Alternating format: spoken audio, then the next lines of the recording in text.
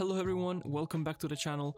Today we are taking a look at Corsair's brand new Vanguard Pro 96, which is their latest Hall effect gaming keyboard. And honestly, I've been waiting to share my thoughts on this one because it's been on my desk for a while now, even a bit longer than I usually take to review items, and I've been really enjoying it.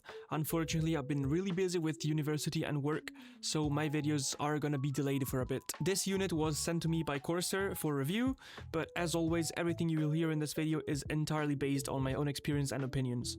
Now let's take a closer look at what makes the Vanguard Pro 96 stand out and whether it deserves to be your new keyboard. Along with the keyboard in the box, you also get a magnetic plush wrist rest, which feels insane to the touch, and as you can see, it's magnetic, so it just snaps on your keyboard and it doesn't really come out easily. You just have to pull it very hard. And you also get a very nice keycap and switch puller, but I think it's one of the nicest ones I've received in keyboards. It just feels more premium than others. And yes, the keyboard is also hot swappable, of course. At the moment, it only comes in this black version, but I really hope a white version drops later on because it would look amazing on some setups. Probably not mine, but definitely I can see some people doing crazy things with that. The Vanguard Pro 96 uses a compact 96% layout, meaning you get the numpad, arrows, and all the shortcut keys, but in a tighter and more compact frame that saves space on your desk. Build-wise, this top plate is metal, while the outer frame and the bottom are plastic. It does give a premium look, and the board feels very sturdy in hand as well. The keycaps are double-shot PBT with the usual floating keycap design, which lets a bit of RGB light bleed through without being too flashy. As I've also said in other previous videos, I much prefer the enclosed case look, but I understand that this is the design that has been used for ages for these less niche keyboards. You've got this small Vanguard logo here at the bottom and 5 programmable G keys here on the left, including a gaming mode key. I really like these subtle low profile keys instead of adding an extra column of switches. Works very well for keeping the design minimal and compact. On the back of the board, I'll show you in a second, we have a smart cable management system, as you can see, with many routing channels that you can use for your wires. Very useful to keep your setup clean. Thicker cables like this one I'm using right now might be a tight fit, but it's definitely a very nice feature that I haven't seen before in other keyboards. Right under these black backlit keycaps, Corsair is using their new MGX hyperdrive switches, which are magnetic and fully adjustable, with support for rapid trigger, customizable actuation points, and more advanced settings like SOCD and other things.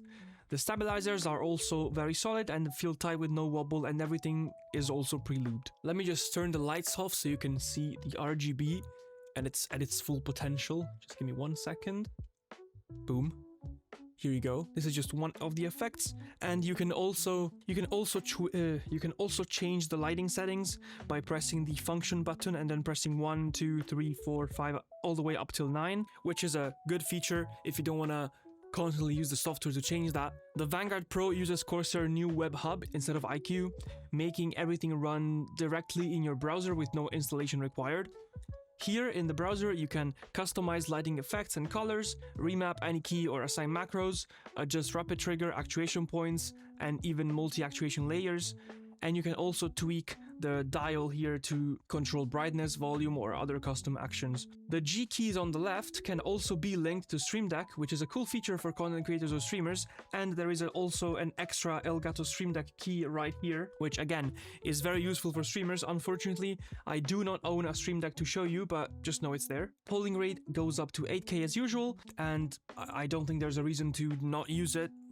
Like nowadays, basically every single gaming keyboard has 8K polling rate. One thing that is really cool and just adds a nice touch to the keyboard is that you can adjust everything directly on the keyboard. There's an LCD display here that shows system information like polling rate, brightness, connection mode, and even lets you upload custom images or GIFs.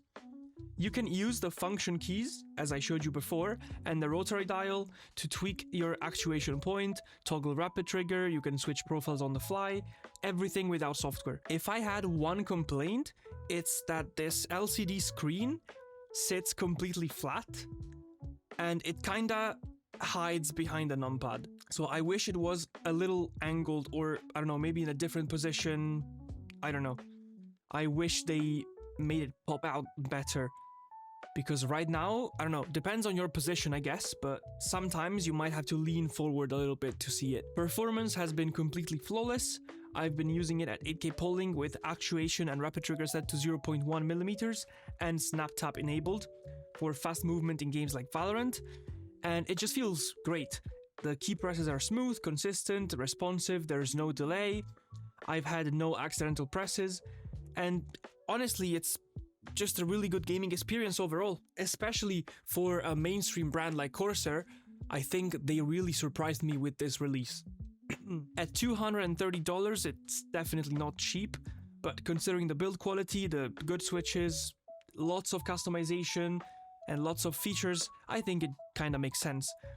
You could get a dozen budget keyboards for less, but none of them would offer this level of performance and flexibility all in one package. The Corsair Vanguard Pro 96 easily ranks among the most complete mainstream Hall effect boards. I would love to see Corsair design a nice and closed case, or maybe more customization options like they did in the Maker 75, even though I understand it is a completely different product in a completely different price range.